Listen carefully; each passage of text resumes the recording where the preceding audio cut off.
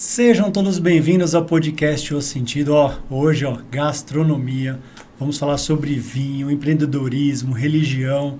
Estou com um convidado aqui sensacional hoje, com a presença da doutora Lívia também. Né? Semana passada já pediram para ela continuar, então ela vai continuar mais um episódio aí com a gente, né, doutora? Isso aí. Mais uma vez, muito obrigada. Estou muito feliz de estar aqui. E o convidado muito especial que já vamos apresentar para vocês. Esse canal, para quem não conhece, está chegando agora. O canal O Sentido é dedicado para empresários que têm um propósito de vida, que têm um sentido na vida. Então eu sempre trago aqui empresários para contar um pouco do que ele faz e para que essas histórias desses empresários possam ajudar outros empresários a não cometer os mesmos erros, né? Exatamente. Afinal, já teve tanta história aqui que a gente vai usar um pouco dessas histórias aí para quem estiver assistindo, tá? Então, para eu poder começar aqui, vou soltar a vinheta. Enquanto a vinheta toca do programa, se inscreve no canal, tá? Se inscreve no canal, ativa o sininho aí e já encaminha o podcast aqui para um amigo empresário que precisa conhecer um pouco da história de hoje. Então, solta a vinheta aí.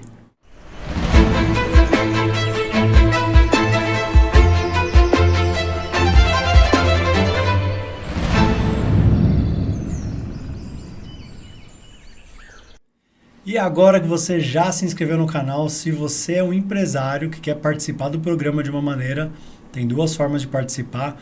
Ou como empresário convidado, então manda uma mensagem aí, já está até na rede aí, meu Instagram, chama lá, manda o direct, manda no YouTube, manda uma mensagem, vem participar como empresário. Quem quiser contribuir como um patrocinador para divulgar o canal para mais pessoas ou para colocar sua marca aqui no podcast também, tá aí o QR Code na tela também, para ajudar de alguma maneira a patrocinar o canal.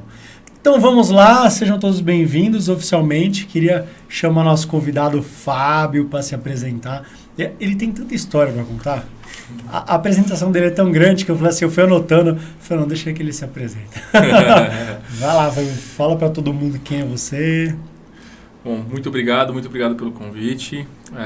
Sou primeiramente um cara temente a Deus, pai, apaixonado pela minha família e um empresário que busca lutar e sempre trazer todo o sentido da vida, mas sempre perante a Deus. Eu acho que esse é o ponto mais importante, que quando às vezes as pessoas me falam assim, quem é você? Eu falo, eu sou esse cara. Sou um cara temente a Deus, um cara família e um cara que sempre busca trabalhar pelo certo e colocar Deus na frente de tudo, né? Eu acho que isso é o ponto mais importante.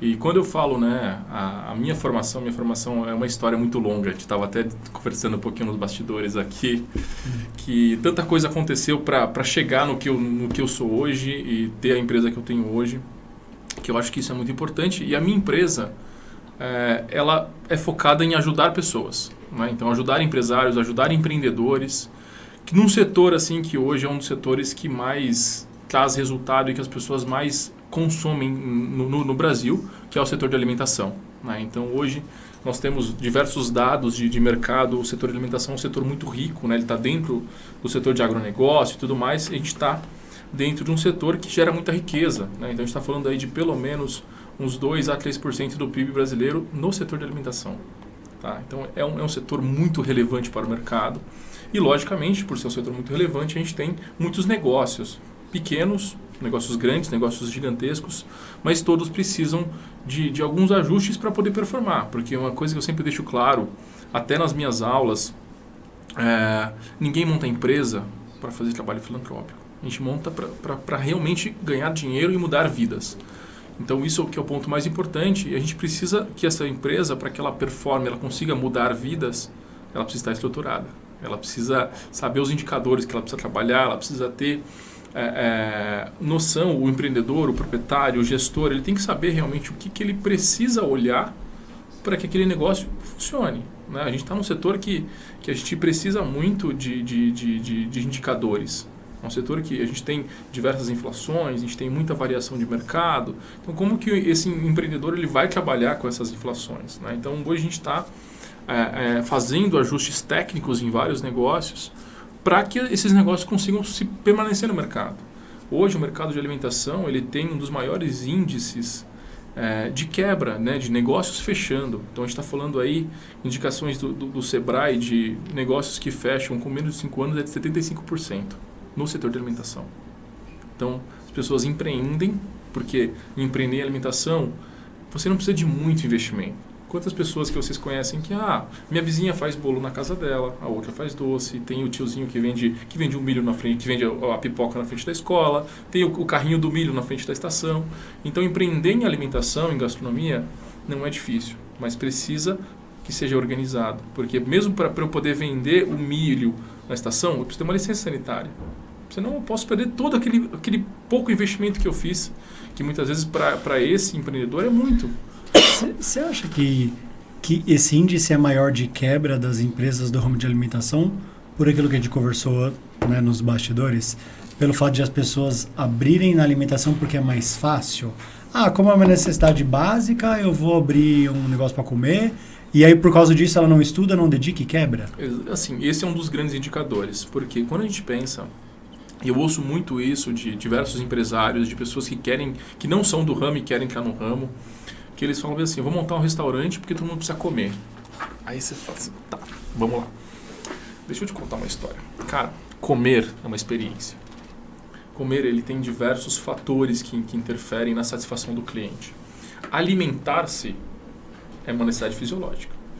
Então, quando nós estamos no nosso dia a dia, a gente está se alimentando porque está com fome, é um café da manhã que você precisa se sustentar. Agora, quando você fala assim, vamos jantar, vou levar minha esposa para jantar. Você se prepara, ela se prepara, vocês vão num restaurante legal, existe um vinho, existe ambiente, existe sonografia, existe um monte de indicadores que vão fazer com que essa experiência seja satisfatória. E um dos pontos que é muito importante, muito relevante, isso histórico de mercado, a gente passou por uma pandemia. Na pandemia, o único setor que cresceu foi o setor de alimentação. E naquele período, no setor de alimentação fora do lar, né? A gente tinha muita gente fazendo marmita, muita gente fazendo delivery, tanto que a gente teve no período da pandemia, a gente teve ruptura de embalagem, não tinha embalagem. Por quê?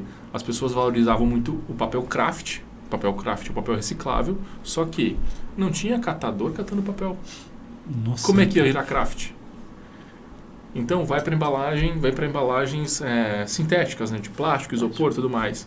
E aí, normalmente, esse cara que estava empreendendo, ele não queria comprar essa embalagem de plástico, porque, dependendo da plataforma que você está colocando o seu negócio, ele ranqueia se você é sustentável. É sustentável. Então, assim, se você é sustentável, você vai aparecer primeiro para o cliente.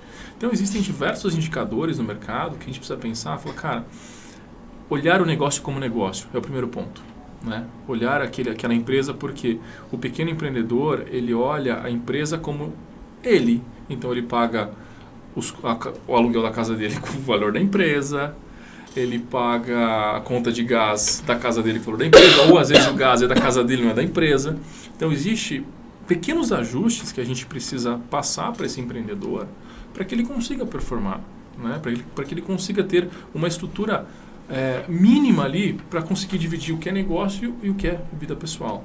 E hoje eu falo para vocês, eu tenho clientes que eles são muito grandes e eles não conseguem dividir isso mais. Porque foram tantos anos dessa forma que para a gente fazer essa ruptura agora, falar, cara, isso aqui não é mais aqui. Você não paga mais o plano de saúde da sua mãe pela empresa, sendo que ela não faz parte da empresa. É muito complicado. É muito complicado. Então, e às vezes a gente acaba comprando umas brigas e fala, cara, eu estou prezando pela saúde do seu negócio. Né? Porque o seu custo fixo está muito mais alto do que a sua receita, do que você pode gastar. Então, é um tema muito complexo, né? É um tema muito complexo. Só que os empreendedores que realmente aceitam, falam assim, cara, realmente eu preciso pensar diferente. Eles vão se sustentar no mercado. E cada dia mais é o que eu bato muito nessa tecla. Qual é a experiência que eu estou oferecendo para esse meu cliente? Existem alguns estudos de marketing que falam que pós-pandemia os clientes eles não estão tão preocupados com o valor que eles vão gastar, mas sim com a experiência que eles terão naquele estabelecimento. Então, se a gente olhar pós-pandemia, surgiram diversos restaurantes, diversos negócios que visam experiência. Eu vou usar um exemplo para vocês de alguns que eu faço assessoria. Restaurante temático. Às vezes, assim, existe uma relação que eu acho que é muito errada, tá? que o restaurante temático tem comida ruim. Alguns têm, outros não. Mas ficou uma máxima de mercado. Uma lenda, né? E aí, com isso, esses restaurantes temáticos, eles te oferecem uma experiência. Tem alguns que vamos pensar em alguns temas, né? A gente tem restaurante de safari. Então, tem algumas redes de safari. A gente tem os restaurantes, aspas, né? Do tema Harry Potter, do mundo bruxo e tudo mais. Nós temos restaurantes de dinossauro. Surgiu um monte de restaurante de dinossauro. Só que se a gente for pensar, olhando o negócio como negócio, qual é o público desse restaurante? É um público família. E aí a gente tem uma mudança que cada dia mais a gente vê as famílias diminuindo, né? Então uma diminuição das famílias, só que as crianças, elas não vão deixar de existir. Então esse negócio, ele vai ter uma abordagem que ele sempre vai ter esse público família. Por quê? Quem é pai? Eu sou pai de 3. Eu tenho 3 filhos. O Emanuel tem 5 anos, o Joaquim tem 3 e o Lucas tem 1. Quando a gente vai sair para almoçar, você seleciona muito aonde você vai. Você fala assim, pesquisa, onde eu vou almoçar? Tem Kid Play? Fala, opa, peraí, já é um diferencial. Não, tem interação? Melhor ainda. Por quê? Porque a gente busca a experiência no contexto total. Agora, se eu for num restaurante que não tenha esses pequenos detalhes, eu não consigo frequentar. Não consigo frequentar. Ou, para eu frequentar, eu tenho que deixar minha família de lado, deixar meus filhos de lado. Que não é o intuito nunca. Meus filhos têm que estar junto com a gente. E eles têm que aproveitar. Então, algumas semanas atrás, a gente foi num restaurante aqui em São Caetano que oferecia toda essa experiência. A gente saiu de lá exausto. Mas eles também. Por quê? Porque tinha tudo. Porque tinha brinquedo, porque tinha fazendinha, porque tinha isso, tinha aquilo. Então, para eles, foi assim, uma festa. Já sei qual que é. Legal lá? Super legal. Vale super a pena. Bom, super a pena. Saber. Vale super a pena. Então, assim... Então, a gente busca a experiência. E é uma relação que a gente tem muito no mercado. O consumidor, ele faz muita conta. Então, às vezes, a gente precisa posicionar o negócio para um público correto. Porque, às vezes, o empreendedor ele fala assim, não, mas eu vou montar um negócio aqui porque todo mundo precisa comer. Porque, fala, cara, de novo, a gente está falando de alimentação, a gente está falando de experiência. Então, como que eu vou atingir esse público? Quem é o público que está ali? Não, eu tenho um público executivo, vamos pensar, de uma região fabril ali, que tem um ticket mais baixo, são pessoas mais humildes. Cara, você vai ter que ter um preço mais acessível e uma quantidade de comida que aquele cara se sustente, né? Que aquele pai de família se sustente. Não, eu estou numa região mais executiva. Então, vamos fazer uns comparativos aqui. O que eu vendo na Paulista é diferente do que eu vendo num outro bairro, sei lá, na Barra Funda, que é um bairro que acaba sendo um pouco mais operário. São diferentes. A alimentação é a mesma, só que são diferentes. É o mesmo arroz, o mesmo feijão, só que os preços são diferentes porque eu entrego uma experiência diferente. O público da Paulista, ele não vai aceitar uma cadeira que não for confortável. O público de uma outra região, ele vai aceitar uma cadeirinha daquela de lata que a gente abre. Ele aceita isso. Então, quando a gente pensa em restaurante, quando a gente pensa em gastronomia, a gente tem que pensar em diversos fatores. É um setor que ele tem muita oportunidade. Muita oportunidade. Então, como eu falei, às vezes as pessoas começam a empreender em casa. Fala assim, eu vou fazer bolo, vou fazer docinho, eu vou fazer... Teve até um aluno meu que ele teve aula de panificação e ele começou a fazer focaccia na casa dele e levar para o trabalho. Ele falou, cara, uma semana eu comprei 10 quilos de farinha para fazer focaccia. Ele falou assim, não estou vencendo. Eu parei de dormir para poder ficar fazendo focaccia. Ele falou, não é isso que eu quero. O que era prazeroso para ele deixou de ser prazeroso, começou a se tornar uma obrigação. Então, o empreender é isso. Acho que em qualquer negócio, seja ele qual for o ramo que for, se você não tiver amor pelo que você faz, não vai dar certo. Não vai dar certo. Então, assim, é um dos pontos que eu falo que são muito importantes. Porque em alimentação, quando todos estão de folga, no final de semana você está trabalhando. No feriado, todo mundo de folga, você está trabalhando. Porque você é o suporte para essas pessoas. Né? Então, é um setor que você trabalha muito. Você trabalha muito, assim.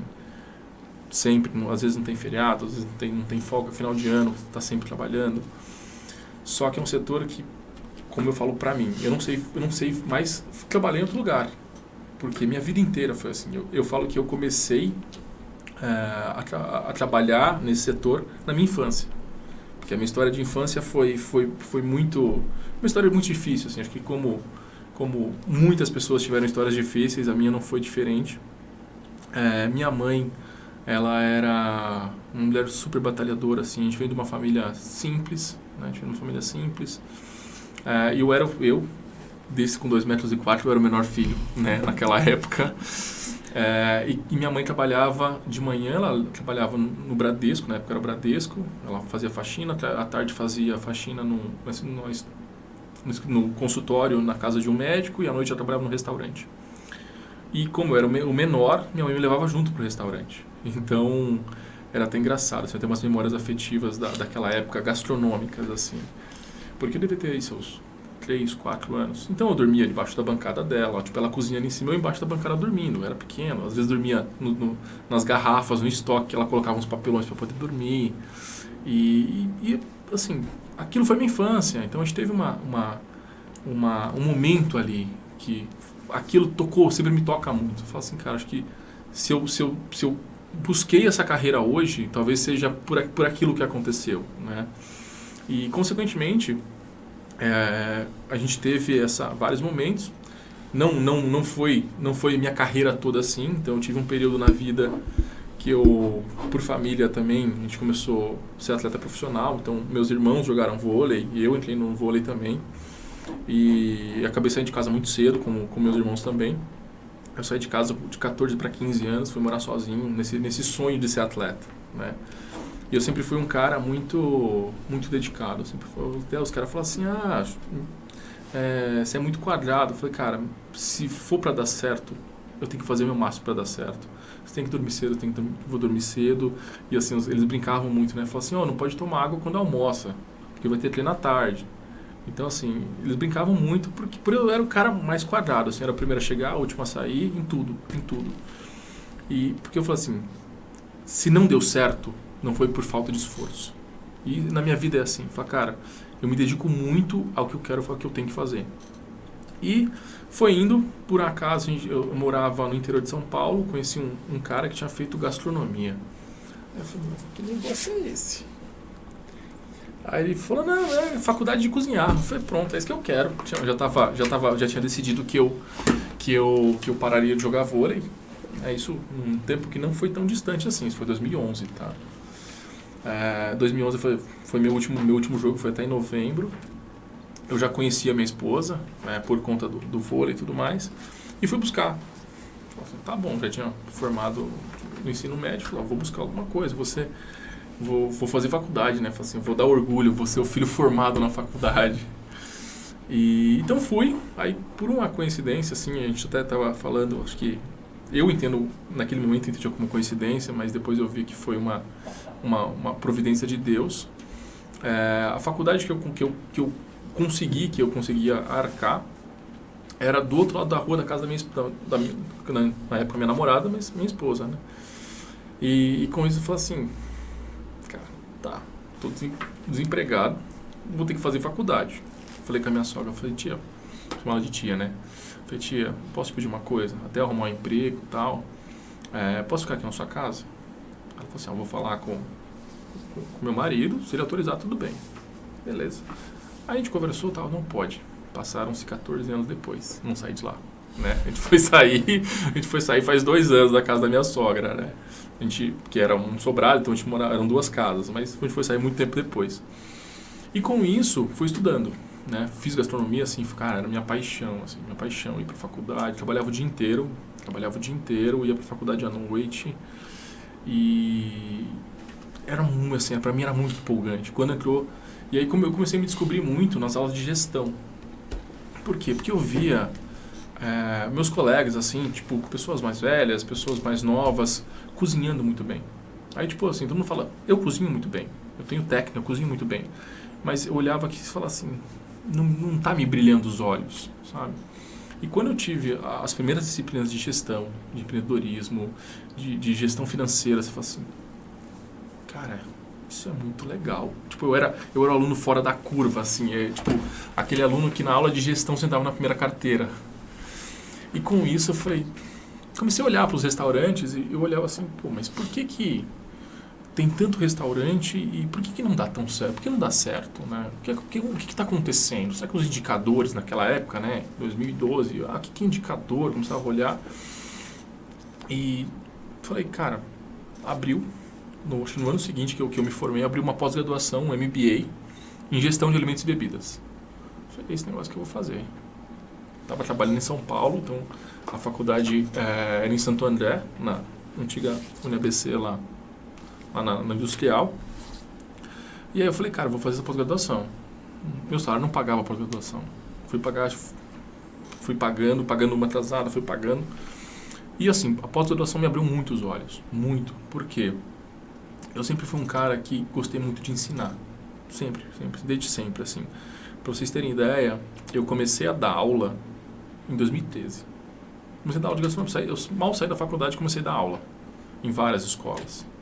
Por quê? Porque aquele pouco que eu sabia, eu sempre consegui passar muito bem isso. Sempre consegui explicar de uma forma didática.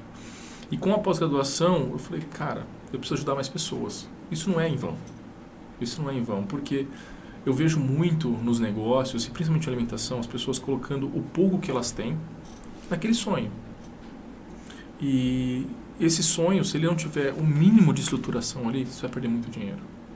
Muito dinheiro. Então, vamos usar um exemplo que eu usei do carrinho do milho. Se esse empreendedor do carrinho do milho não tiver uma mínima licença sanitária, ou se não tiver um curso que seja que o Sebrae oferece sobre manipulação de alimentos, que é de graça, ele pode ser preso. Ele pode ser preso. Por quê? O setor de alimentação ele é tão rigoroso que quando a gente pensa no setor de alimentação juridicamente, né, judicialmente, ele é equiparado a terrorismo, que é atentado contra a humanidade, por conta da alimentação. Então, eu falo assim, é tão rigoroso, as normas são tão rigorosas, tem tanto detalhe que a gente precisa pensar, que esse empreendedor ele não tem essa visão. Então, fazer um cursinho ali, tirar uma licença sanitária, hoje está muito mais fácil, é tudo digital. Então, sempre tem essas orientações. E, consequentemente, com esse primeiro MBA, eu falei, cara, eu vou ajudar pessoas. Eu vou pegar esses empreendedores, porque hoje no setor, as pessoas entendem como o maior problema delas o cardápio. Fala assim, eu tô no negativo porque meu cardápio não vende. Tá, peraí. O seu cardápio não vende ou você não estruturou o seu cardápio da forma certa para vender? Acontece muito isso. Será que onde eu estou localizado, eu tenho público para consumir o que eu estou querendo oferecer? Será que eu tenho aquilo que as pessoas naquela região, será que talvez a necessidade de consumo não seja outra? Então, existem diversas oportunidades de negócio que elas precisam ser olhadas com um olhar um pouco mais técnico, porque senão você vai perder dinheiro. E aí, a maioria dos empreendedores que chegam falam assim, você faz cardápio? Faço. Mas o seu problema realmente é cardápio? Porque eu acho que não. É só isso o problema. Não, mas é assim, é 90%. É 90%. 90% fala assim, eu preciso mudar o cardápio. Mas por quê? Você tem ficha técnica? Você tem uma gestão financeira que seja básica? Fala assim, hoje existem diversos softwares que fazem gestão, existe muita coisa. Só que assim, tem um software que é basicamente custo quase zero, chama Excel. Você faz um fluxozinho de caixa ali simples, você coloca quanto que você gastou no dia, quanto que você colocou, você faz fluxo de caixa diário, faz fluxo de caixa mensal, você consegue ver para onde está indo a sua empresa. E aí, alguns indicadores que são importantes olhar, que, exemplo, eu já tive empreendedores que falam assim, o problema é meu cardápio, não está dando dinheiro. Eu falo assim, aí você vai um dia na operação para poder entender a operação do cara, aí você olha, isso foi real, assim, a gente tava numa consultoria lá em Santo André. Uma coisa que eu nunca vi em restaurante é briga. Os caras brigaram, eu falei assim, deixa que eu tiro o lixo. Não, deixa que eu tiro o lixo. Deixa aqui eu tiro o lixo. Eu falei assim, que briga é essa? Ninguém quer tirar o lixo? Quem quer ficar pegando lixo? Tava tendo desvio. Então assim, o cara não tava vendendo o suficiente, só que assim, o estoque dele estava sendo desviado. E aí, como era um açougue, eram peças de carne dentro do lixo. Os caras colocavam o lixo na lixeira, esperavam todo mundo ir embora, dava uma meia-noite, 1 da manhã, passava lá, abria o lixo, retirava as peças de carne. Você fala assim, de novo, o seu problema não é cardápio. O seu problema é muito maior do que você imagina. É muito maior do que você imagina. Então, existem diversos indicadores, existe muita coisa na gestão de alimentos e bebidas, na experiência, em tudo, porque precisa funcionar. Qual que você acha que é o maior... Não o que mais te pede, porque você falou que é o cardápio, mas qual que você acha que é o maior erro hoje? Aí você te chamam pelo cardápio, mas na hora que você chegar lá, qual que é o maior erro? Batata, já vou chegar olhando lá que eu já vou pegar. Gestão financeira. Financeiro. Assim, quantas pessoas que você fala assim, quem gosta de matemática aqui? Ninguém gosta. Só os coléricos. Ninguém gosta. Tipo assim, então, a gente aprendeu na educação básica que matemática é ruim, que matemática é chato, que a gente nunca vai usar matemática na vida. Cara, a gente usa matemática a todos os momentos, né?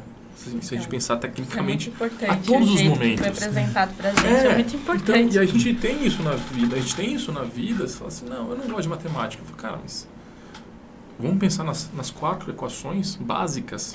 Cara, com 4 equações básicas, você faz a gestão de um negócio. Não estou falando para você fazer Pitágoras, não. São 4 equações. Adição, subtração, divisão e multiplicação. Você faz a gestão do seu negócio. Então, às vezes, quando a gente entra, os caras falam assim, não, porque você é mestre, você tem experiência do mercado. Eu falei, cara, se eu te tirar, vamos lá, se eu te devo R$100 e eu te der 50, tá certo? Ele falou, não, você me deve 50, tá vendo? Você sabe fazer conta. É que você não quer. É diferente. Então, quando a gente coloca isso para esses empreendedores, a gente tenta abrir os olhos deles, porque uma coisa que eu falo muito, cara, isso aqui, muitas vezes eu ganho pela sua família. É o que coloca, é o que sustenta a sua família. Então, não existe, isso é uma coisa que eu tenho comigo. Não existe nada mais sagrado do que a minha família.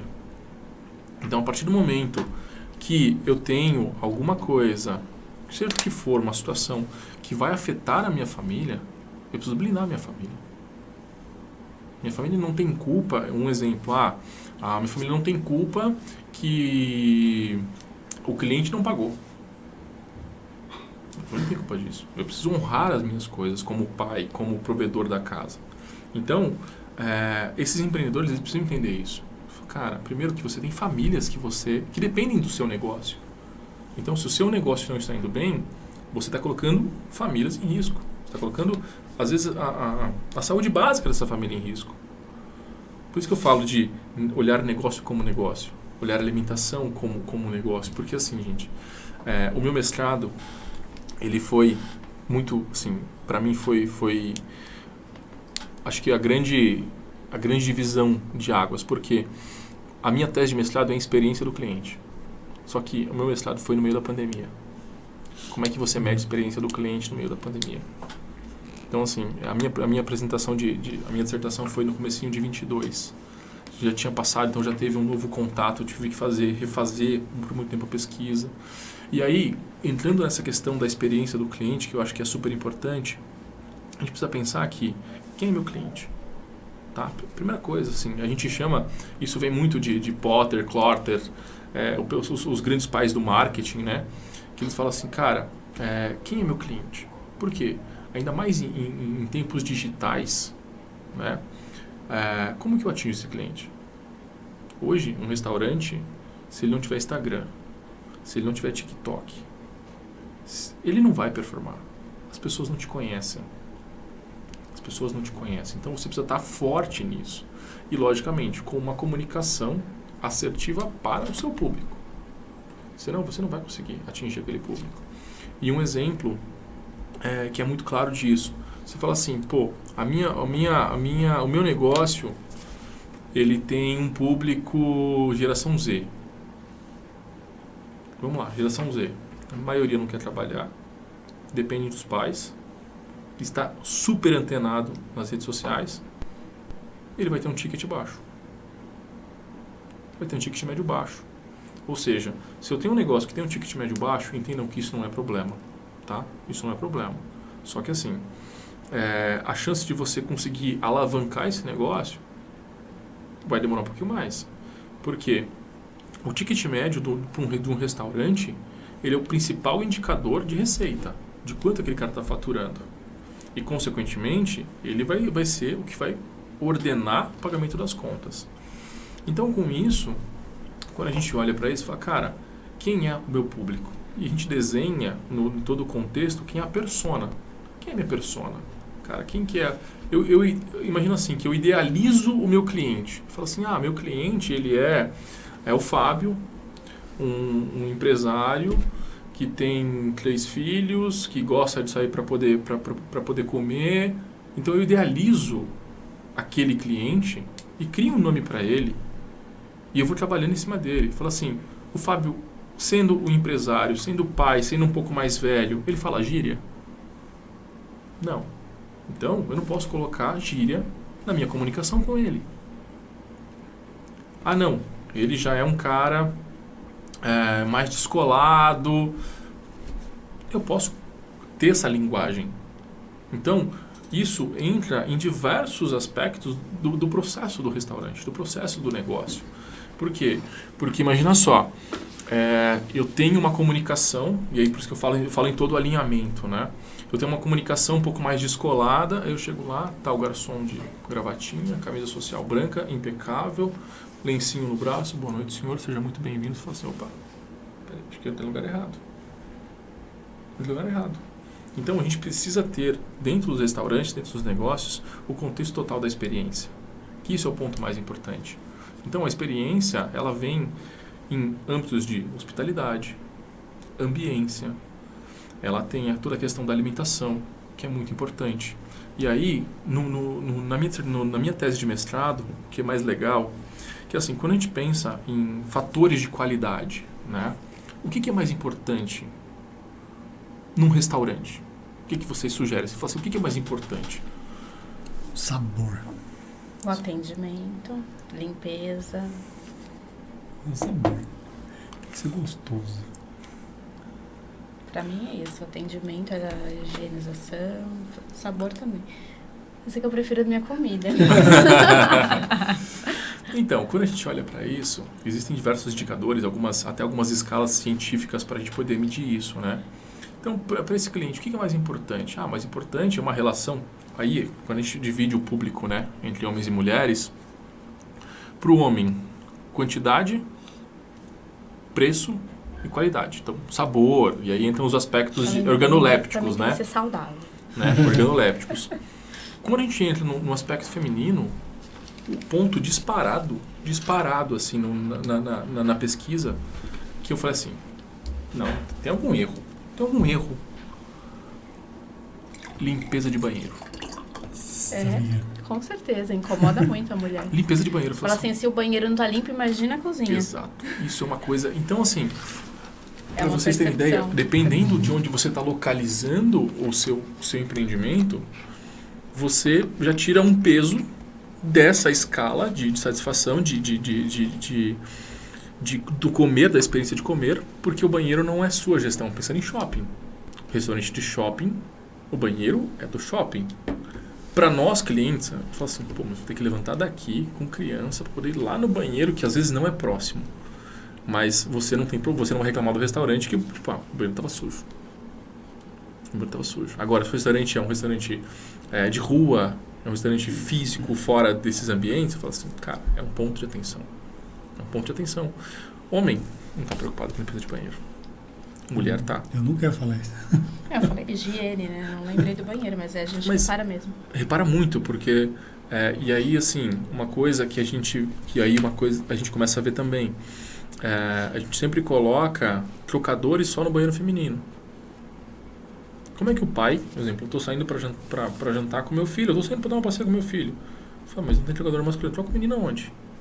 Se é um restaurante. Então, não, peraí que eu vou entrar no feminino ali rapidinho. Então tem algumas coisas que se a gente não souber e não idealizar esse público, como é que eu vou fazer a minha gestão aqui? Como é que eu vou organizar o meu negócio para poder atender? Então é muito importante todo esse planejamento do restaurante, porque a comida ela é super importante. Ela é super importante. Só que o restante tem uma parcela muito grande na satisfação do cliente.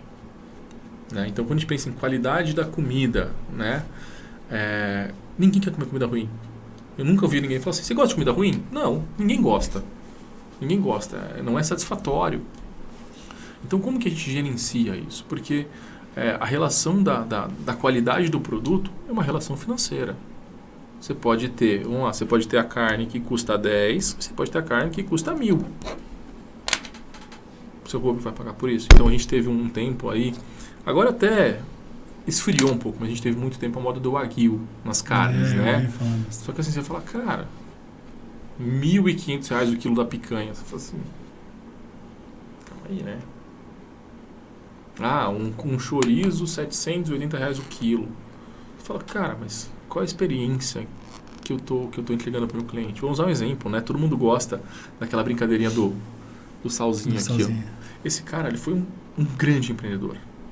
Ele foi um grande empreendedor, porque ele entrega experiência. Ele entrega uma experiência nos restaurantes dele. Ele tem uma história muito legal, que ele é de uma família muito pobre. Ele foi para os Estados Unidos trabalhar na pia. Ele trabalhava na pia do restaurante. E começou a conseguir juntar dinheiro e montar seu próprio restaurante focado em carnes. Por quê? Se a gente pega a origem dele, a carne sempre foi um objeto muito caro, principalmente carne bovina. Então, a gente vê que qual é a experiência, como que eu vou entregar isso para o meu cliente. Então, como teve um tempo da moda da folha de ouro, né, nos alimentos, agora a gente está num hype assim do pistache. Podem ver que tudo é pistache. Nossa, agora que passou o Natal, era panetone de pistache para tudo que é lugar. Né? Então, a gente precisa entender esses negócios de alimentação.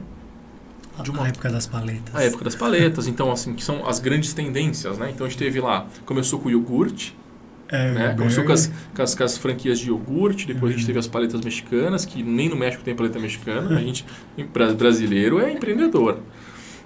Depois veio a onda dos bolos da avó, né? É verdade. Veio dos bolos. E assim, quem é bom, continua no mercado. A gente tem uma franquia de iogurte que continua, com poucas lojas, mas continua. Opa, manteve. O cara não só surfou a onda. Surfar a onda, eu acho que ele é muito legal porque você consegue fazer muito dinheiro em pouco tempo. Só que assim, é uma parábola muito íngreme. Você bate, você chega muito rápido, você cai muito rápido. Agora, algumas tendências, e a gente está numa tendência muito forte do movimento chamado comfort food. Esse comfort food é essa comida mais afetiva, comida de vó. Então vocês podem ver que os restaurantes estão buscando receitas que lembram, que remetem um pouco mais àquele almoço de domingo, a comida caseira. Então pode ver que às vezes não tá? Mas o cara vai lá e mete restaurante de comida caseira, ou coloca na plaquinha lá, comida caseira, e coloca alguns pratos. Então, por quê? Porque a gente atinge o cliente de uma forma diferente. A gente atinge pela nossa memória. Emocional. Sabe, tipo, aquele cheiro de bolo de vó, quando a gente tá passando, fala, cara, acho que todo mundo assim que conviveu um pouco mais com a avó, tem essa referência de um bolo, de um pão, principalmente na infância. Então, as nossas maiores lembranças são da infância. Você fala assim, pô, lembra muito a minha avó, lembra muito o que minha avó fazia.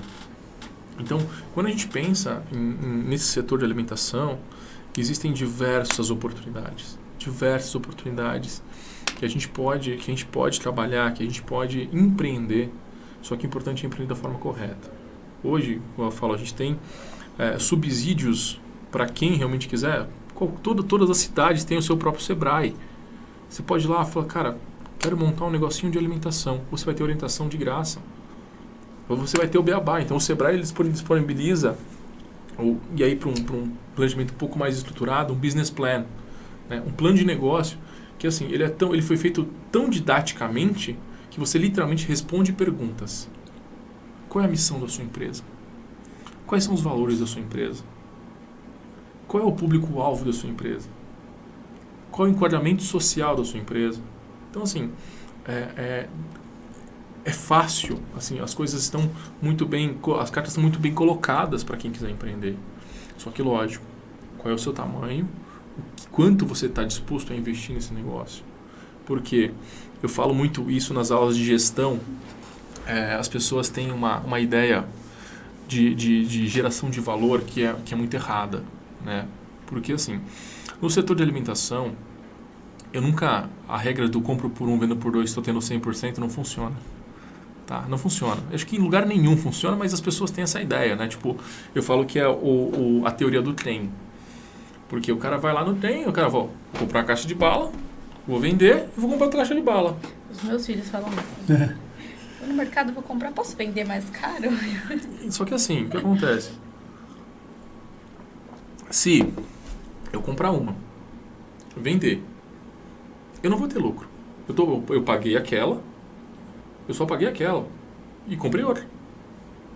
Então, quando a gente pensa numa estruturação financeira para isso, a gente precisa olhar que existem indicadores dentro do mercado, existem algumas normas que a gente tem que seguir. Isso, sim, tem a literatura. A literatura no setor de alimentos e bebidas, ela é uma literatura difícil. É muito difícil porque são poucos escritores, são poucos autores e é uma teoria que, assim, a gente muito da administração.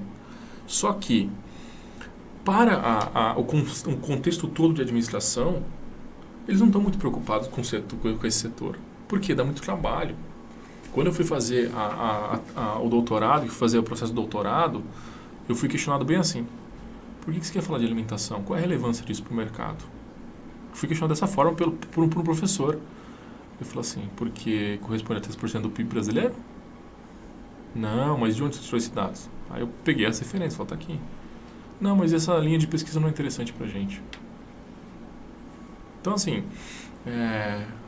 para eu entrar no doutorado de administração, eu seria obrigado a mudar toda a minha tese para poder ser aceito, sabe? Só que eu estou no mercado.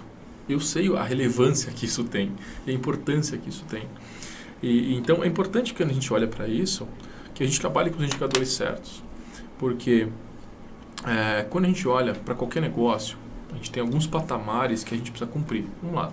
Se eu tenho qualquer negócio, ele vai ter um custo fixo. Tá? O quanto que eu tenho que pagar todos os meses ali, mesmo se eu não vender? É aluguel, é uma conta de internet, algum tipo de imposto. Se eu sou MEI, eu vou ter que pagar o imposto mesmo sem vender. Né? Então, hoje, se não me falha a memória, hoje o MEI está em R$75, mais ou menos. Então, eu vou ter que pagar isso. Se eu não vender, eu vou ter que pagar esses valores. E, consequentemente, se eu vender, eu vou ter outras despesas em cima. Eu vou ter despesa de produto, que a gente chama de CMV, no mercado de alimentação, que é o custo da mercadoria vendida. Se eu tenho um funcionário, a gente tem uma despesa chamada CMO, né, que é o custo da mão de obra. E isso vai compondo o custo desse empreendedor, que ele começa a se perder. Porque esses indicadores, eles são necessários. Existem algumas orientações que eu sempre faço, que as pessoas falam, porque a literatura, tem uma literatura de uma autora chamada Yoni Teichmann. A Yoni Teichmann, gastronomia, vamos pensar assim, gastronomia, ela começou a surgir depois da década de 90. Então, toda a literatura que a gente começou ali dos anos 90 a 2000 alguma coisa, veio de nutrição. Veio da nutrição. Então, algumas coisas de ficha técnica, fator de correção, algumas coisas. Então, na literatura Yoni Teichmann, ela fala que o CMV ideal para um restaurante é 32%. Podia ter sido, não é mais. Por quê? Esse indicador, estou falando que 32% do meu faturamento, 32% é só despesa com produto, com estoque. Aí eu coloco que nessa mesma literatura ela fala que 20% dessa despesa, um teto mínimo, né, de 20% ou máximo, depende do negócio, a gente está falando aí de CMO, de custo de mão de obra. Ou seja, sem fazer muita conta, 50% da minha receita já está comprometida. Eu não falei de impostos, eu não falei de custo fixo, eu não falei de alguma... Só porque vendeu. Então, assim, já tenho 50%, 60% da minha receita aqui quase comprometida. Então, a gente precisa falar assim, cara, vamos fazer conta? Se eu comprar por 1 e vender por 2, eu pago as contas? Não paga. Não paga. Então, isso é o ponto mais importante. E aí, o que eu sempre oriento os meus clientes, falo assim, cara, Você pode ter um CMV de 40%? Zero problema. Não tem problema nenhum. Só que, quando eu faço a soma de CMV mais o CMO, custo de mão de obra mais custo de mercadoria, ele não pode passar, num cenário ideal, de 50%. Ele não pode passar. Então, eu preciso equilibrar. Eu preciso equilibrar isso. A gente tem um indicador chamado Prime Cost, que são os primeiros custos, né? Porque assim, mão de obra, eu faturando ou não, vou ter que pagar. Custo fixo, faturando ou não, vou ter que pagar. Seja o tamanho que for. Então, um exemplo. Eu tocava operações que só de aluguel eram R$80 mil. Porque o restante tinha 1.000 metros quadrados. Só de abrir o mês, já começa com 80 então, negativo. Então, assim, levantei a porta, começou a rodar lá, 80 negativo. Então, assim, e o desespero se não faturar? Fala, cara, aí se você olhar no indicador lá, pô, hoje foi fraco. Amanhã foi fraco. Pegamos o final de semana de carnaval. Estava todo mundo na rua, ninguém veio comer.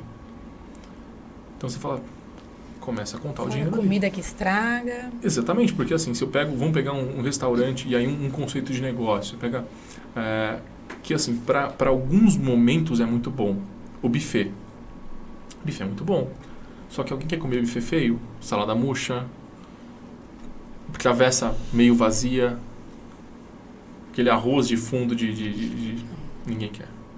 Então, buffet tem que estar sempre bonito, sempre alinhado. Vocês podem perceber nos momentos de consumo que a gente sempre desloca uma pessoa só, que a gente chama popularmente da bifezeira. Justamente para por quê? Para repor, ajustar alguma coisa aqui, deixar organizado. Tipo, e a gente vai ter uma estratégia que o almoço mesmo vai das 11h30 às 2h30. Começou esse horário, o que a gente começa a fazer? Reduzir o tamanho da travessa. Mantém cheio, uma travessa menor. Então, esteticamente, fala assim, não está vazio. Né? Não está vazio. Isso eu não sabia. Legal. Então, eu faço isso em casa. Então. A gente vai... Dá uma espalhadinha. Dá uma espalhadinha, compõe ali. Por quê? Porque as pessoas... É é uma visão, a gente come com os olhos. Nosso primeiro contato com qualquer coisa é visual. É visual. Então, tipo assim, eu falo muito isso. O comportamento de consumo, ele 90% é visual. Uma mulher está passando na frente de uma loja, ela vê um vestido, uma bolsa, um sapato, ela... Opa! Pode ser que depois ela vista, não goste, não vê o caimento, não gosta, mas o primeiro contato, o comportamento e a tomada de decisão de consumir foi visual. Por isso que eu falei, se você ninguém quer consumir prato feio, ninguém quer consumir um buffet feio, aquele que é uma gestão muito complicada, aquelas carnes com molho no buffet que começa a ficar mais ressecada. Então, tudo tem uma estratégia que a gente trabalha para conseguir reduzir o desperdício. Por quê? Qual é o problema, né, aspas, do buffet? Existe uma normativa que a alimentação pode ficar exposta por 2 horas, uma temperatura acima de 64 graus. Por quê? Risco sanitário. Se é quente, acima de 64 graus. Se é frio, de 4 a 8 graus. Então, depois que esse alimento, se você tem uma gestão clara disso, esse alimento que passou 2 horas e pouquinho, é lixo. Lixo? É lixo. Porque, fala assim, existe essa pergunta, Fábio, mas eu posso doar? Não. Por que não pode? Porque tem uma normativa na vigilância sanitária, e isso no Código também Civil Penal, que se você doar, você se responsabiliza pela vida daquela pessoa. E aí? Como é que você faz? Vai passar mal com a pessoa. Tanto que na parte de bake-off de restaurante, uma coisa que eu sempre exijo, não é obrigatório por lei, tá? Coleta de amostra. A gente coleta 100 gramas dos principais produtos todos os dias. Por quê? O cliente, passei mal lá no seu restaurante. Tá bom. Você lembra o produto que você comeu? Manda para análise. Tá lá. Porque a gente tem esse comportamento do cliente que é sempre assim, sempre foi no meu. Nunca foi tipo no churrasco, na maionese, na bebedeira de domingo. Sempre foi no meu restaurante quando você veio comer. Porque você pagou mais caro. Sempre foi no meu restaurante. Então, a gente vai sempre trabalhando esses indicadores, Por quê? A gente tem que trabalhar na preventiva. Nessa questão da saúde alimentar, da qualidade alimentar, tem que trabalhar na preventiva. E nos indicadores, a gente precisa pensar nisso. E tem uma regra que eu sempre gosto de seguir com os meus clientes, que fala assim, se você, como eu falei do CMV de 40%, não tem problema. Por quê? Hoje, a indústria, ela nos fornece muita coisa processada. No sentido de processado cara, eu não preciso mais ter uma pessoa cortando filé mignon no meu restaurante. Por quê? Primeiro, ele não vai estar nas condições adequadas. Então, proteína, eu preciso ter uma sala refrigerada, separada. 99,999% não tem. Tá? Claro. Então, eu posso partir do pressuposto de falar, cara, a indústria faz isso para mim. Eu posso ligar para o meu fornecedor, que existem diversos, e falar, cara, preciso de um medalhão de filé mignon de 120 gramas. Ele falou, cara, 120 exato eu não consigo, eu vou te dar uma margem de 10% a mais e 10% a menos. Lindo. Entrou no meu estoque, entrou 1, 2, 3, 4, 5, 10 porções. Vendi no meu sistema, vendi 7. Quanto que eu tenho que ter no estoque? 3. De novo, são as 4 equações. Não dá para fazer, dá para fazer. E com isso, a gente consegue ter uma gestão melhor do negócio. Às vezes, tem negócios que são mais organizados, que têm um porte maior, que a gente consegue ter um controle instantâneo dentro do sistema. Então, por exemplo, eu vou cadastrar o que a gente chama de ficha técnica. Então, por exemplo, lá no prato no brasileirinho, que vai arroz, feijão, bife e batata frita. Eu consigo ter o que eu gasto para uma porção de arroz. Então, uma porção de arroz que são 150 gramas. Eu vou gastar tanto de água, tanto de arroz, tanto de óleo, tanto de sal, tanto disso. No feijão, tanto disso. Isso é real. Então, vendi aquilo no meu sistema, ele já baixa meu estoque. Então, você tem um controle muito mais assertivo. Só que, como tudo, dá trabalho. Controlar dá trabalho.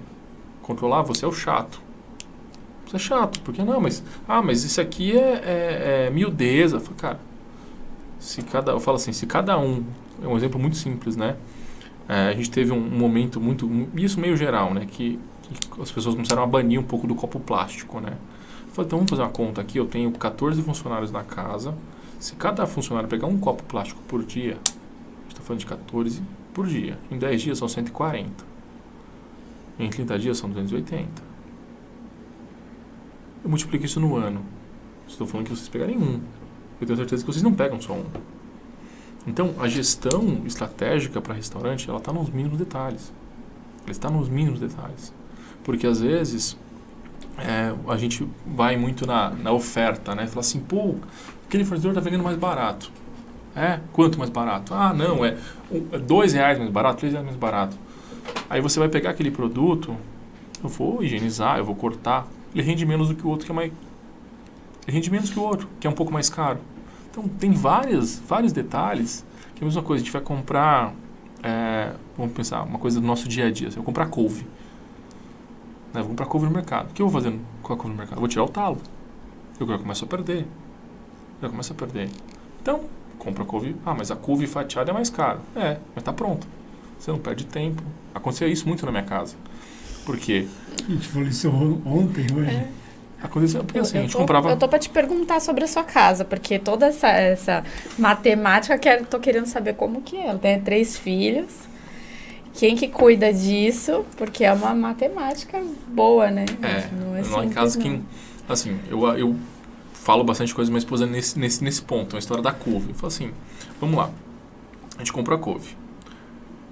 Aí, com os 3 meninos, não, daqui a pouco eu corto. Não, peraí, tem que fazer almoço, tem que levar o menino pra escola, levar outro pra terapia, não sei o quê. E eu vendo a couve lá. Não, porque tá mais barato. Aí minha esposa falou, não, porque tá mais barato. Eu falei, tá bom. A couve lá. Aí dá uns 2, 3 dias, a couve começa a ficar amarelada. Aí eu falo assim, amor, e essa couve? Ai, corta pra mim, você não vai estragar. Eu falei, mas é mais fácil eu ter comprado a couve cortada.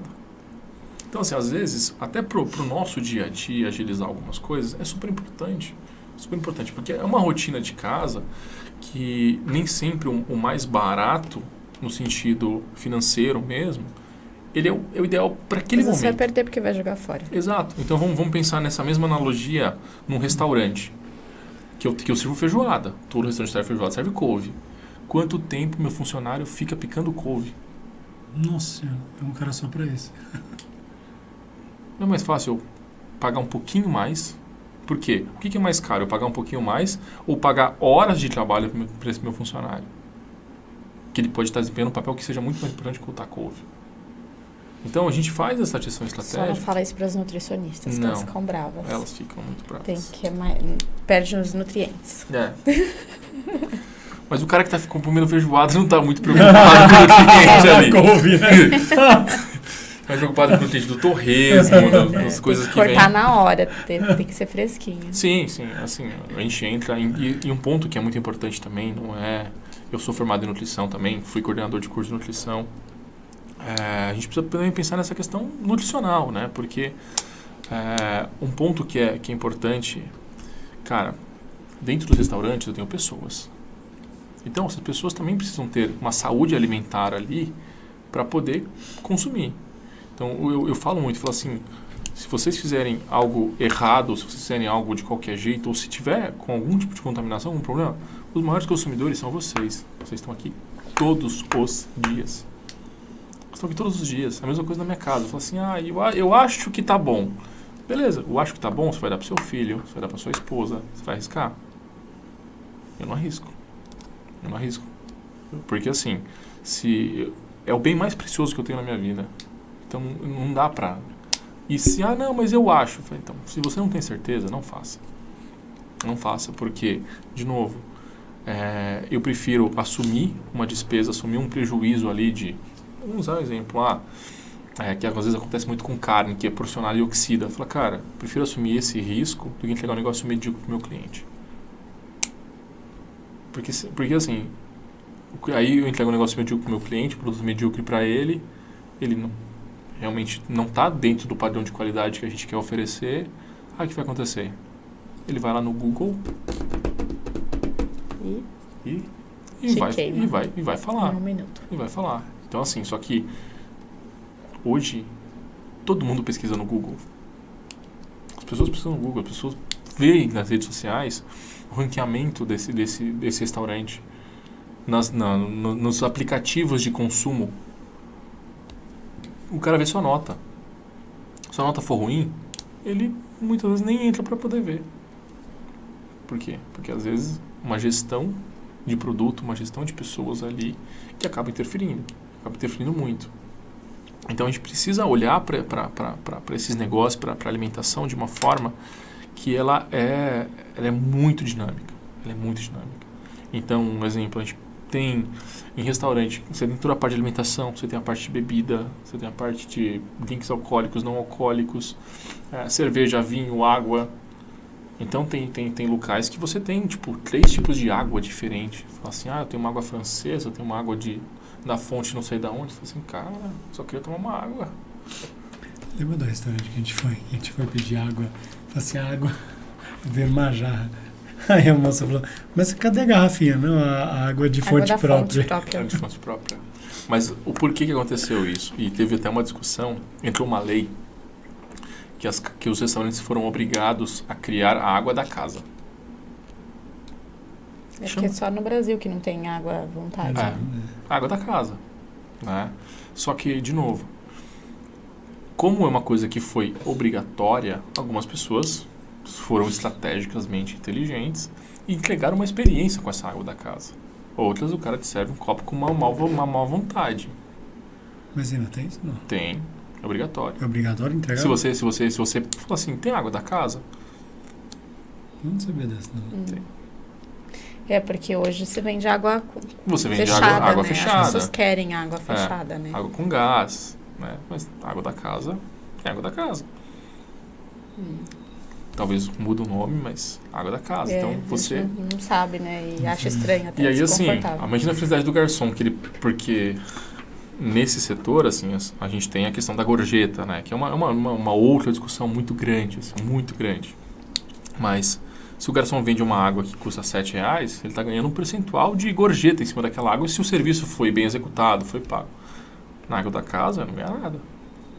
Porque eles ficam bravos, né? Então, assim, aí tem os clientes que abusam também. A gente tem que combinar que o erro não é de um lado só. Né? O erro nunca é de um lado só, sempre tem alguns clientes que eu acho assim, é natural, às vezes você está num dia ruim, né? Então você acaba sendo um pouco mais incisivo com algumas coisas e as pessoas entendem da forma errada.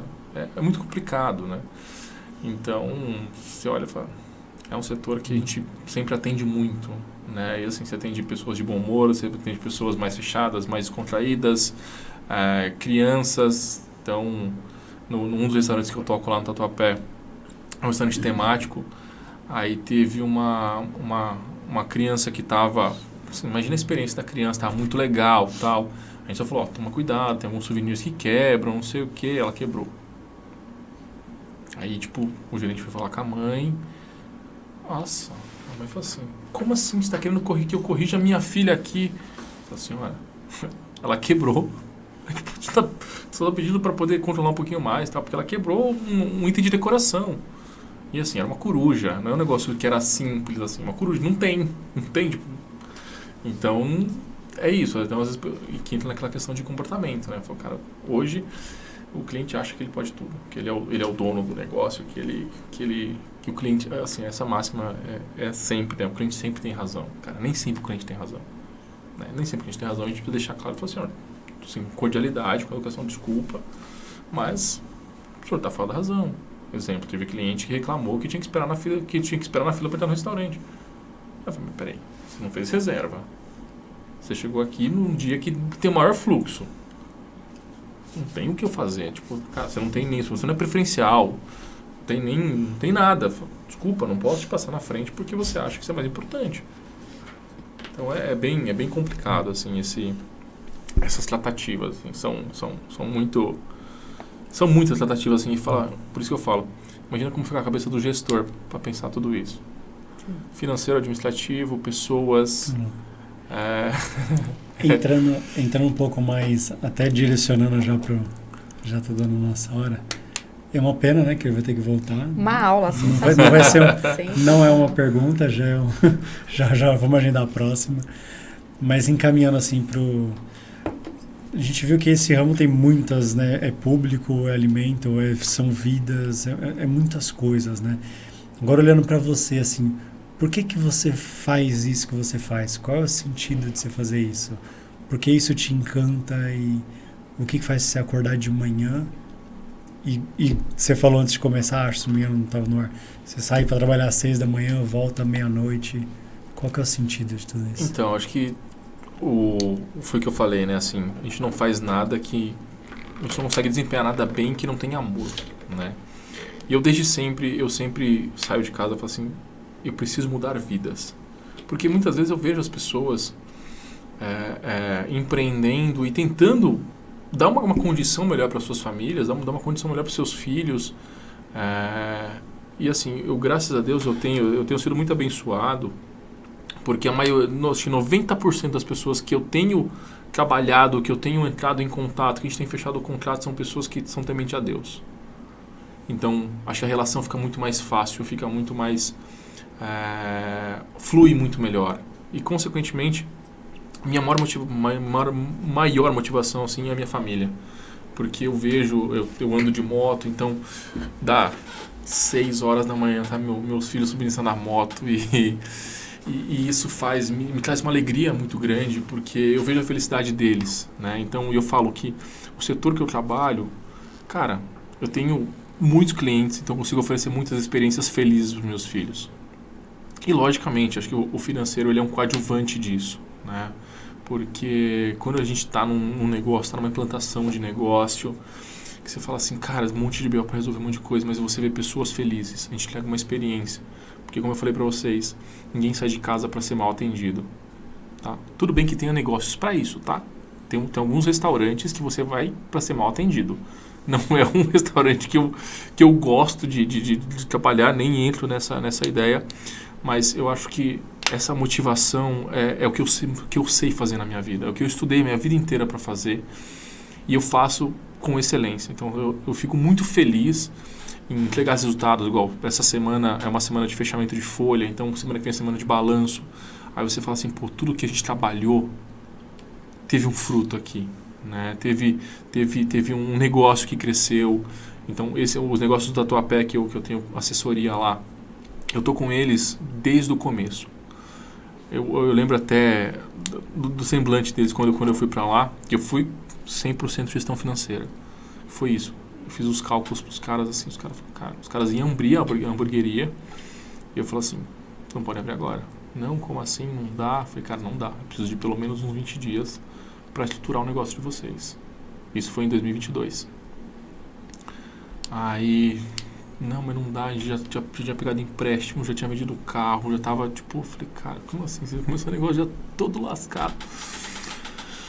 Aí os caras assim, não, a gente vai tentar segurar aqui de alguma forma.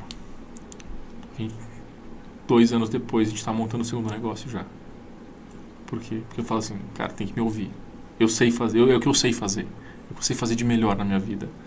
Então, e agora a gente já tá começando a gatinhar para um terceiro negócio, porque as oportunidades vêm, né? Então a gente conseguiu organizar o negócio de uma forma, em todos os âmbitos que eu coloquei, financeiro, administrativo, pessoas, marca, então performa. Então assim, minha grande motivação é essa, tipo, é poder ajudar pessoas, é poder trazer uma experiência para minha família, dar uma condição de vida para minha família, que isso é o principal da minha vida, assim. Eu falo que eu falo muito pra minha esposa, né? Quando a gente namorava, a gente lembra de algumas coisas, mas depois que você teve filho, existe Deus faz um recorte na sua vida, assim, que você não lembra de mais nada. E assim, porque sua vida com filho é tão intensa, você fala assim, lembro de alguma coisa nossa, de, sei lá, meu filho nasceu em 2018. Sei não lembro não. Eles estão pequenos, depois a memória volta. Volta? Volta. Tem que voltar. Então isso é super importante para mim, assim, é o que eu gosto de fazer, é o que eu gosto de trabalhar. E como eu estou na educação, então eu dou aula em alguns locais, dou aula de empreendedorismo, dou aula de gestão, e eu vejo esse brilho nos olhos das pessoas que realmente querem empreender. Você fala assim, pô, Fábio, muito obrigado, sua aula foi muito legal. E também, às vezes, nessas aulas, você dá um puxão, fala assim, cara, calma, você quer fazer, mas faz de uma forma organizada. Organiza suas coisas, organiza suas contas, faz um Excel, faz um vamos voltar para os tempos da década de 70, faz no caderninho lá, faz seu controle no caderninho, você vai ver como isso faz uma diferença muito grande pro seu negócio. Porque às vezes as pessoas investem que elas guardaram a vida inteira para isso. Porque todo mundo gosta, assim, eu tenho várias pessoas que gostam de cozinhar. Só que só gostar de cozinhar não é o suficiente para você abrir um restaurante. Eu acho que é um fator motivador. Mas a hora que você começa a ver as contas, você começa a deixar que aquele negócio começa a deixar de ser prazeroso, tem uma coisa muito errada. Uma coisa muito errada. Muito bom. Bom, é isso? Mais alguma pergunta, gente? Fiquem à vontade. Perguntas eu tenho um monte. Eu anotei, mas nem vou fazer. Não, a gente precisa encerrar, mas eu tenho uma pra gente poder fechar. Como você se vê daqui 10 anos? Como você se vê no futuro? Cara, se Deus quiser, com mais uns 3, 4 filhos. Essa é uma das vontades que a gente tem, eu e minha esposa. E assim, acho que muito mais temente a Deus do que hoje. Falo que é uma evolução necessária. E empresarialmente, acho que tendo ajudado muito mais gente, muito mais pessoas, muito mais podendo passar muito mais desse conhecimento que eu tenho, que eu busco sempre, para ajudar mais famílias, para ajudar mais empreendedores, para ajudar para criar novos negócios. Eu acho que isso é uma visão que eu tenho para frente, assim, e consequentemente ajudando sempre uma coisa que eu gosto muito, até alguns padres, né, que eu conheço, falam assim, você nunca mais veio cozinhar pra gente aqui. Então eu preciso voltar também a cozinhar um pouco nos eventos da igreja, que é uma coisa que eu fazia com bastante frequência. É isso. Então eu queria te agradecer mesmo. Eu que agradeço a oportunidade. Agradecer pela presença, e você vai ter que voltar, né? Você tem equipe? Eu tenho algumas pessoas que trabalham comigo, e tento sempre trazer elas para essa realidade, assim. Cara, ajudar pessoas a transformar as vidas, acho que é o principal. Manter o propósito, né? Exatamente. Muito obrigado. Obrigado, doutora, pela presença. Obrigada, também, foi né? ótimo. Tomara que você volte mais também. Vou voltar. Então é isso aí, muito obrigado. Valeu, gente, valeu todo mundo que ficou até aqui. Hoje, com certeza, foi uma delícia, assim, aposto que todo mundo está assistindo também queria fazer mais perguntas, então com certeza é um convidado que vai voltar, né? Então, para você, empresário que assistiu, que gostou, ou que não é do ramo aí, né, da gastronomia, da alimentação. Mas pretende empreender, pode contar comigo que... Isso, gente, sem compromisso, tá? A gente toma um café, não entendam isso como uma proposta de trabalho. Eu acho que é realmente ajudar um pouquinho e passar um pouquinho do que eu sei. Sem compromisso nenhum, café sempre vale a pena. Eu acho. Isso me fez até lembrar uma história, né? Hoje, né, aconteceu, né? Recentemente eu estava ajudando uma empresária e dei uma aula para ela, depois ajudei, fiz umas 3, 4 reuniões assim, e as pessoas até falam, você faz de graça. Eu falei, cara, mas não custa nada, 2 horas lá eu ajudando ela, ajudei ela por um mês. Aí hoje ela mandou uma mensagem que ela foi pra televisão, o negócio dela deu certo, ela saiu uma reportagem na TV e mandou mensagem, eu preciso te retribuir, foi mérito seu. Eu falei, não foi meu não, primeiro é Deus, segundo quem fez foi você, né? Eu só fiz a reunião. Eu acho que pra gente que entende, que saca o negócio, não tem coisa mais prazerosa do que ver elas tendo bem, né? Assim, é um sentimento, assim, ela me ouviu. Né? Porque assim, a gente restaurante, eu inaugurei restaurante no Brasil inteiro, projeto, desde projeto arquitetônico, revisão de projeto, tudo. Então, a gente já tem um know-how de mercado que você fala, cara, esse aqui é o caminho das pedras. Vai ser fácil? Não vai ser fácil. Ninguém nunca falou assim, ser empresário é fácil. Nunca. Mas, talvez aqui seja menos doloroso. Né? Siga por aqui que vai ser menos doloroso. Só que não existe sucesso sem trabalho duro. Não existe. Isso, assim, é uma coisa que eu sempre tenho comigo e isso que me motiva também. Falar, cara, as coisas não vêm de mão beijada. Meu pai falava muito, né? Falava assim, você tem que trabalhar porque as coisas não vêm de mão beijada. É isso, assim. Eu acho que é um dos pontos super importantes. Isso aí. Beleza? Valeu, gente. Muito obrigado. Se inscreva no canal e encaminhe para um amigo. E um beijo. Até semana que vem.